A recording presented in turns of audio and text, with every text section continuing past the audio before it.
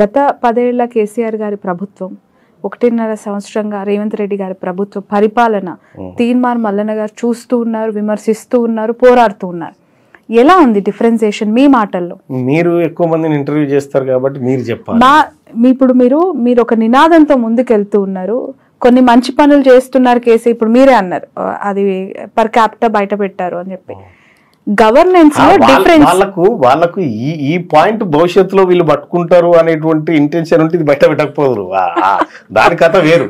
Okay, so difference మీ మాటల్లో ఎట్లా ఉంది గవర్నెన్స్, ఇద్దరికి వ్యత్యాసం? అంటే ఒకటి, తెలంగాణ రాష్ట్రం దగ్గర విపరీతమైన మిగులు బడ్జెట్ ఉన్నప్పుడు కేసీఆర్ ముఖ్యమంత్రి, ఏదంటే అది విచ్చలవిడిగా అప్పులు తెచ్చి మరీ చేసి పారేసిండు.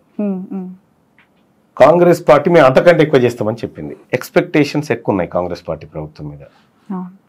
తీరా రేవంత్ రెడ్డి గారు నిన్ననో మొన్న మాట్లాడుకుంటూ, ఇండియా టీవీ కంక్లేవ్లో మాట్లాడుకుంటూ తెలంగాణ ఉప్పర్ షేర్వాని అందరు పరేషాని అని చెప్పిండు.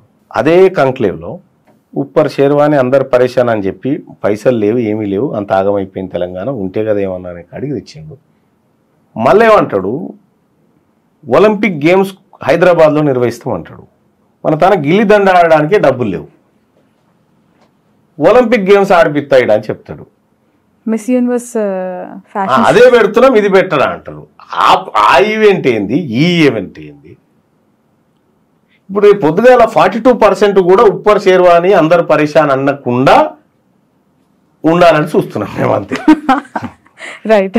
మొన్న మీరు సస్పెండ్ అయ్యాక ప్రెస్ మీట్ పెట్టినప్పుడు మీ రైట్ సైడ్ కూర్చున్న వ్యక్తి కేసీఆర్ గారి మాజీ పిఆర్ఓ విజయ్ కుమార్ గారు. ఏంటి ఆ డెవలప్మెంట్? సడన్ గా ఆయనను తెర మీదకి తీసుకొచ్చేసారు, మీ పక్కన ప్రత్యక్షం అయ్యారు.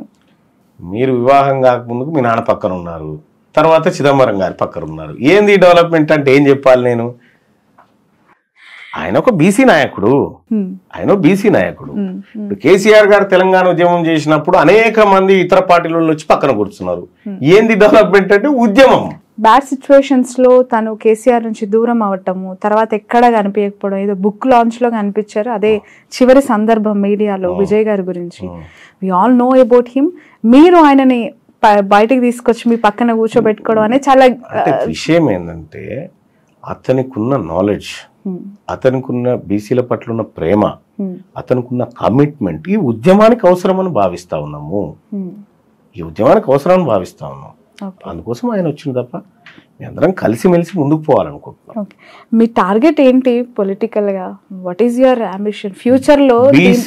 నా టార్గెట్ చెప్తా ఉన్నా, తీన్మార్ మల్లన్న చనిపోయిన తర్వాత 1,00,000 మంది నా సావుకు రావాలి, ఇది నా టార్గెట్. అంటే ఈ క్వశ్చన్ నేను అడిగితే మరి మీరు ఫీల్ అవుతారు, ఇప్పుడు మీరు సాధించుకున్న ఆదరణ, మీరు తెచ్చుకున్న పేరు వల్ల అంతకంటే ఎక్కువనే రెస్పాన్స్ వస్తుంది. గుడ్ మార్నింగ్ తెలంగాణ ద్వారా ఎమ్మెల్సీ ఏంటంటే మీరు దాంట్లో లాజిక్ అర్థం చేసుకోవాలి. అంటే మనము ఈ చనిపోయిన తర్వాత కూడా బ్రతికుండాలంటే ఈ సమాజం గురించి, సమాజంలో ఉన్న ప్రజల గురించి ఏదో ఒక మంచి పని చేసుకోవాలి. అప్పుడే ఈ సమాజం మనల్ని గుర్తుపెట్టుకుంటుంది. వట్టిగా చనిపోవడానికి నేను సిద్ధంగా లేను. ఫస్ట్ ఆఫ్ ఆల్ ఏదో ఈ ప్రజల కోసం చేయాల్సిందే అనేటువంటి తపంతో ఉన్నా. సో దాంట్లో ఇండెప్త్కి పోతే అర్థాలు దొరుకుతాయి, బట్ మీకు సూచాయగా చెప్పినంతే. ఏంటి కార్యాచరణ ఏ విధంగా ఉండబోతుంది? ఒక కొత్త పార్టీ తెలంగాణలో పురుడు పోసుకోబోతోంది అనే వార్త ఒకవైపు. కొత్త పార్టీ అనేటువంటి అంశం ఇప్పుడు లేదు.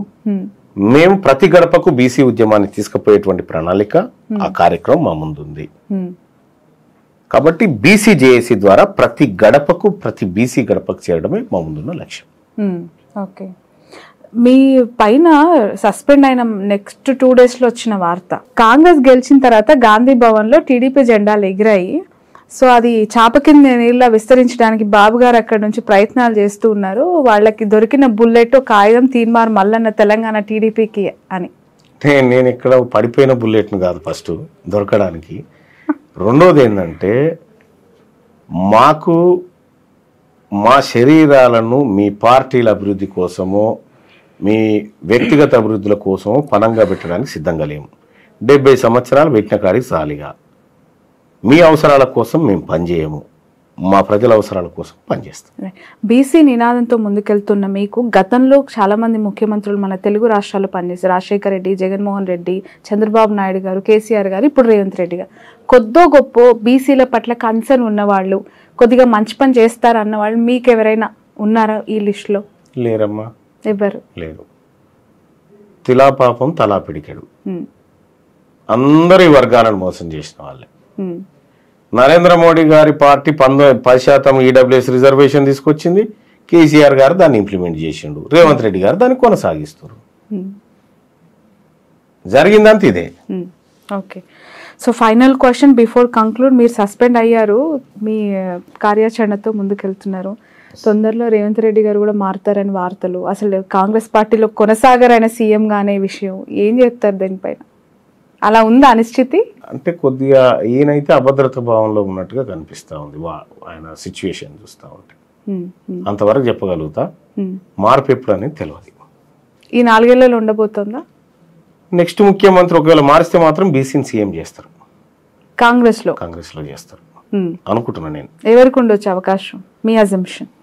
ఎవరికైనా ఉంటుంది. కాంగ్రెస్ పార్టీలో ఒకసారి ఏం జరిగిందంటే, ఆలేరు నుంచి ఒక అభ్యర్థి పోటీ చేస్తా ఉన్నారు, ర్యాలీగా పోతా ఉన్నారు.